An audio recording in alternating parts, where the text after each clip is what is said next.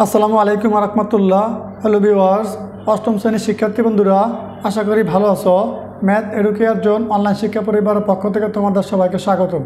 আজকে আমরা তোমাদের শারীরিক শিক্ষা বইয়ের 2 নম্বর পৃষ্ঠায় একটা কাজ আছে, সেই কাজের প্রশ্নটা আমরা এখন সমাধান ভালোভাবে শিখে নিব। খেয়াল করো। পার্ট 1, কাজ 1। ব্যায়ামের ফলে শরীরের কোন কোন অংশের কী কী উপকার হয় তা দলে বিভক্ত হয়ে একটি তালিকা প্রস্তুত করে শ্রেণীতে উপস্থাপন করো। দেখো উত্তর। ব্যায়ামের ফলে শরীরের যেসব অংশের উপকার হয় তার তালিকা।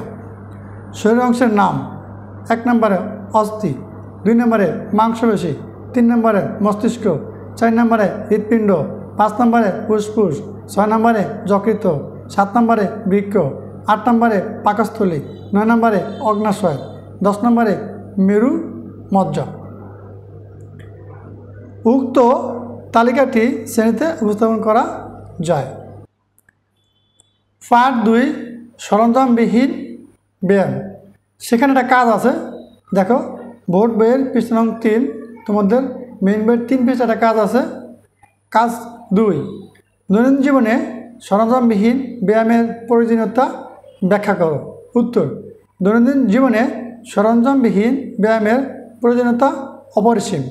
সরঞ্জামবিহীন ব্যায়াম জিমন্যাস্টিক্সের ভাষায় ফ্রি হ্যান্ড এক্সারসাইজ বা খালি হাতের ব্যায়াম। সরঞ্জামবিহীন ব্যায়াম শরীরের যেমন গতিবৃদ্ধি করে, তেমনি দেহের বিভিন্ন অঙ্গের সুষম উন্নয়ন ঘটায়। এটি দুভাবে করা যায়, যথা 1 নম্বরে স্পিড এক্সারসাইজ ও 2 নম্বরে অ্যাবডোমিনাল এক্সারসাইজ। ঠিক আছে, এই ছিল 2 নম্বর কাজের সঠিক সমাধান। পার্ট 6, কাজ 3, বোর্ড বইয়ের পৃষ্ঠা নং 7। দেখো, কাজের প্রশ্ন কি বলা আছে: ঘুম ও বিশ্রামের প্রয়োজনীয়তা বর্ণনা করো। উত্তর: শরীরচর্চা এবং সুস্থ জীবনের জন্য ঘুম ও বিশ্রামের প্রয়োজনীয়তা ব্যাপক।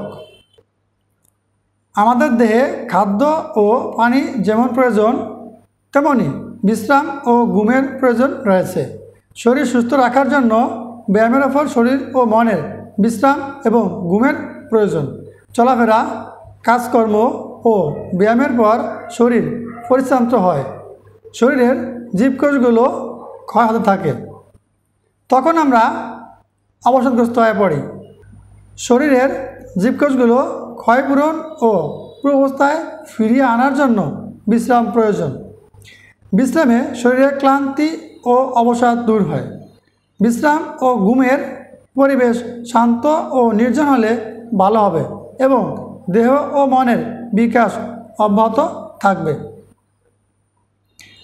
ঘুমের সময় দেহের সমস্ত অঙ্গ প্রত্যঙ্গ স্থির হয়ে পূর্ণ বিশ্রামে থাকে এবং শ্বাস প্রশ্বাস ও হজমশক্তির কাজ সুষ্ঠুভাবে বা সুশৃঙ্খলভাবে চলতে থাকে।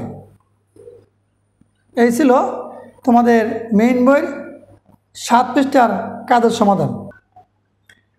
পার্ট 7, বয়স ও শারীরিক গঠন অনুসারে বিশ্রাম ও ঘুমের চাহিদা। তোমাদের বোর্ড বইয়ের পৃষ্ঠা নং 7 পৃষ্ঠা একটা কাজ আছে। কাজ নাম্বার 4, বয়সভেদে ঘুমের একটি চার্ট প্রস্তুত করে শ্রেণীকক্ষে ঝুলিয়ে রাখো। উত্তর: বয়সভেদে ঘুমের চার্ট। 1 নম্বরে 5 থেকে 7 বছর পর্যন্ত ঘুমের প্রয়োজন 10 থেকে 12 ঘন্টা।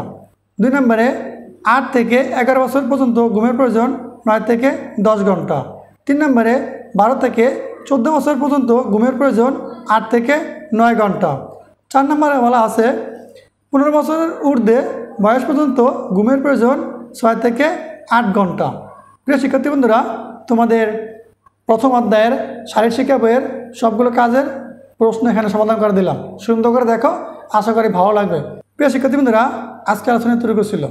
তোমাদের শারীরিক শিক্ষা বইয়ের প্রথম অধ্যায়ের 4টা কাজ ছিল, 4টা কাজের প্রশ্ন আমি সমাধান করে দিয়েছি।